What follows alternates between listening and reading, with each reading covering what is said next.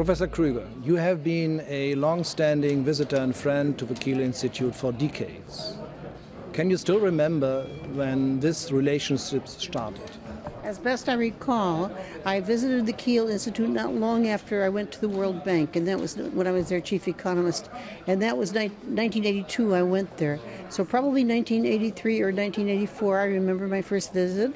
I remember giving a seminar, and I remember Herbert Giersch, who was then president, giving me a wonderful tour of the library. How has the Institute been seen across the Atlantic with respect to its three missions?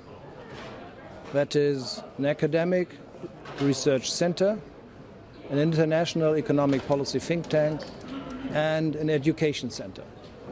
Well, I think first off that because the Institute is an Institute for World Economy, it is most well known among international economists and people in the international policy arena.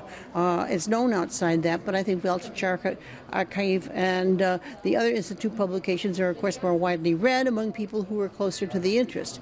Now, for that group, it's highly respected and probably has been at least one of the top two or three in Europe, I think, for international and world economy. Over the many years, you have met many researchers, including the presidents of the Kiel Institute, Herbert Giersch, Horst Siebert, and Dennis Noah. Do you still remember some very personal, anecdotal meetings and events? Well, I have lots of fond memories of Herbert Giersch, who is the one with whom I had the most contact.